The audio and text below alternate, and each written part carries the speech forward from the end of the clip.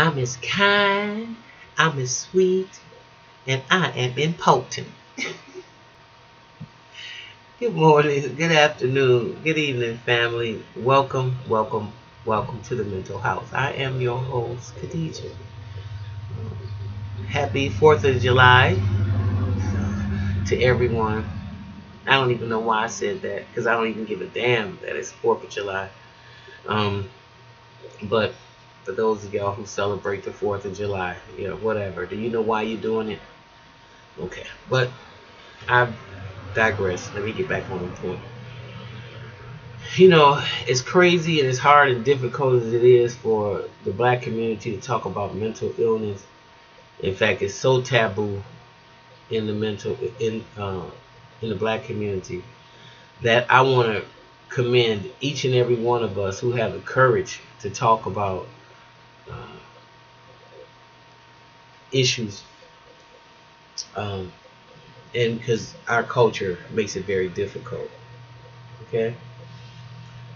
Number two, with that being said, I think one of the most difficult realizations is to wake up, after you in therapy and you do the work, you start doing that grief work, and you really realize that your parents really didn't give a damn about you. They weren't emotionally equipped to handle you. They didn't give a freaking fuck about what your emotional state would be. They didn't guard it. They didn't protect it. And in fact, you just should did got along the best way you could. Okay, and that's what happens when you try to talk to most people about narcissism. You know, um, they don't get it. They never will, and unless they have something that jumps out at them, because I do believe there's layers and layers to this shit. Okay, there are some people that are so devastating that they're like covert narcissists, like people that who appear to be one way. Like, for instance, my mother. I know I'm damaged. Okay, because as I discovered in therapy, um, when my therapist asked me what was some of the things that my mother taught me, and I was taken aback when I had to actually say my mother taught me how to lie. She taught me how to sing and perform on cue like a little flying monkey for all of her friends so she could get accolades. So to live vicariously during that period. It hadn't turned into a jealousy yet. Or I'm going to knock you down a peg or two with disposition yet.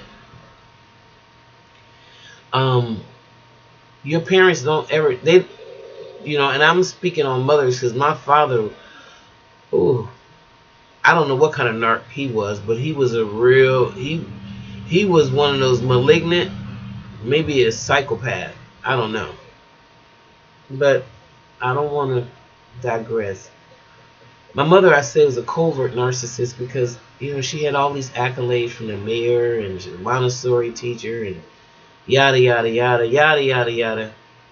But behind closed doors, she was a Lifetime movie. Her life was full of contradictions. She was letting all kinds of criminal activity go on in her home. And when confronted on it, she turned into Reagan from The Exorcist. It's the best way I can describe it. She would just spit venom, and before I knew what was going on with narcissism, I spent so much time spinning my wheels in the mud. That's why I reach out to each and every one of y'all right now, especially in our culture. You don't have to, listen, get in touch with NAMNI, the National Alliance for the Mentally Ill. Please don't think that you need to stay in our culture with this one. Because we have so many sick people in our community. So many crazy. We're not even talking about the community at large. I'm talking about I'm talking about in most urban areas. The sickness is insane. And if you live in a segregated city, It's like you a match in the matchbox, and all the other matches around you are poisonous, and you think this is normal. The way the black community glorifies violence, you know, the way we've been put into a position where, oh, you're not hard, oh, you're keeping it real, and that means everything dysfunctional. Just think about this. And so we glorify that. So that, if that's not the biggest brain fuck, I don't know what is. Because actually, who wants to glorify shit that you don't want to happen so it can magnify itself? Who in their right mind would even subscribe to that type of thinking? Somebody that's mentally ill. So, when I think about that, my parents never had my emotional best interest in mind. They never cared how I developed emotionally or as an adult, or if I was to be healthy or not. They did everything to the contrary. And so when I look at some of the damage that I have done in other relationships, I know they were a direct reflection on how I learned how to mask who I was at an early age, because the big people were insane. And so I had to be a chameleon of sorts in order to fit in and read those moods if I didn't want to get clobbered. Okay? So, once you realize, because we're very loyal, and in our community, again, we don't want to talk about stuff like that, because they'll tell you just get over it, or, that was the past, and all kinds of stuff that don't help you to heal. Yeah, that was the past, but it's affected me today. So they'll allow you to think that there's some inadequacy in you as opposed to the person that did the damage to you. And that you just need to get all this programming out of you so you can begin to live an authentic life that you want. You don't want that poisonous downloading of their problems, their evilness, their family dynamic, whatever it could have been, pushed on you as a being that they never really bonded with in the first place. You were just somebody to carry out their madness. So once we start getting in touch with that kind of stuff, it does become very difficult, and I understand that. But I think that once I realized that my mother is a covert narcissist, and I have to admit it out of my mouth, she has all kinds of flying monkeys around her. I think one of the reasons why she has adopted so many foster children is because they're narcissist supply. My mother's had over 35, maybe 40 foster children that I can remember since the time I can remember. And I remember the first little girl, her mother came back and took her and her siblings back, and she killed them all, and they made the front page of the newspaper. This is one of my earliest recollections of trauma.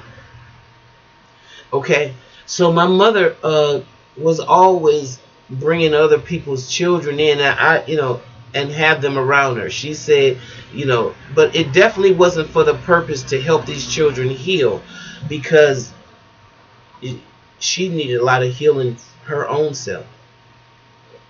I think it was a way of having disposable cash and not giving a forethought to what she was exposing her children to. My mother had all alcoholics children, drug addicts children, all of these children, and I don't mean to disrespect anybody. I'm just telling you my story. And she had all these children around children who you were keeping in church all the time, and all the behaviors that you were really kind of against, you exposed your children to some kind of way. They didn't even have their character or anything developed yet, and you start exposing them to all this kind of stuff. So that's neither here nor there. I'm just overwhelmed with the madness, actually. And I'm overwhelmed with, knowing that this is something that nobody understands. And when you can come from a family where once you realize that everybody in it is a narcissist, your world becomes very, very small. You can't talk to anybody. All the flying monkeys are all around, which is the case in my situation. Nothing but flying monkeys. From all the children that she's brought in to the relatives that she's been on the smear campaign about me. And by no means am I a perfect person. I don't think no one down here is. I've made my share of mistakes. I've done my share of dirt. Okay? So, but it was all in my ignorance. And whenever I know better, I try to do better. And I try to make amends with the people that I've hurt. Never none of this kind of stuff like this where you never admit it, you gaslight the people, or you tell them it never happens. My mother told me that we went to a therapist. Now, I remember her going to the school psychologist once with me and I was like, maybe 13 or 14. I was in high school pretty early, so maybe I was 12, going on 13. And there was just a lot of stuff going on that my mother didn't know how to address. She didn't handle it. I was already done with her. And I knew on some levels that something wasn't right, because she had abandoned me emotionally a long time ago. And she would tell me in my face that she replaced me with different children that she would have. If they had longer hair, or if they were lighter skinned, or she would say real kind of hostile things to her only daughter. Those are the kind of things that sat in my soul. She always tried to make me think I wasn't good enough.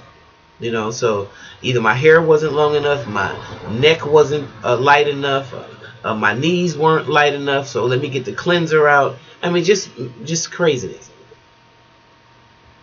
But one of the weirdest things, and I thought it was so narcissistic when this came back into my memory, and I shared it with the therapist and the emotions around that, is when she told me that the therapist told her, we were going to the therapist, and the therapist told her, let me just finish, that there's no sense in wasting any time with me because I'm just messed up. What the? First of all, the incident I just told you about the school psychologist, that, and another time that I summoned a therapist for my daughter and my mother. I still didn't have any knowledge about narcissism yet, but I knew my mother was affecting the dynamic with my daughter some kind of way. And but these are the only times that therapy has ever been brought up in my home. But yet and still, she tried to gaslight me into thinking that I went to a therapist and I was going to the therapist now, and the therapist made this assumption about me, and that's why she had to abandon me at an early age, emotionally, like maybe 13 or something to that effect. Well, I told her she must have went to that therapist by herself, because that I'm not that crazy that I don't know if I went to a therapist or not. And I said, any therapist that would tell you that after one visit cannot be worth the gum on the doo-doo on the bottom of anybody's shoe. Because whoever will make that assessment about somebody and a child, it's just that was just insane. But I was just trying to say how these people do stuff like that. They'll just make up stories and try to convince you that they're accurate, as if you didn't live this. Or if you saw something and you confront them, they will tell you, oh no, that didn't happen, you didn't see that. And for a child to live in that kind of a mind-fucked environment, then you have to know that your programming is, your download your operating system needs to be upgraded. Let me just put it that way. And so that's what I've been doing for the last maybe 18 months. I've been really downloading a new operating system, and it's painful. Whew. Because a lot of times you feel like you're being disloyal, but you're not. How can you be disloyal to someone who was never loyal to you? That right there is the biggest brain fuck. That you can't, that you would feel some reservation about saying what happened to you and how you saw the world through your eyes, because it might hurt the people who inflicted this shit on you. I mean, I couldn't grasp that, you know. So, but I do now. And certainly lets me know why I got involved with my ex, because it was because of my ex that I ran to the therapist in the first place, and then I found out that I was just in a graveyard full of dead man's bones. Okay? So, I just want to tell y'all that, especially those in the African American community, don't be afraid to deal with mental illness. Don't be afraid to deal with it. In fact, at least the dominant community at large is not ashamed to talk about mental health. And a lot of times, you know, that can be your opening, because you can't stay with your clan and deal with your mental illness if they don't want to deal with it. You're not being disloyal. You're being proactive, and you're being very healthy by dealing with your stinking thinking. Okay? Hey, if you like what you hear, please like and subscribe. I'm going to get on back out now. So we'll talk to you later in the mental house. Bye-bye.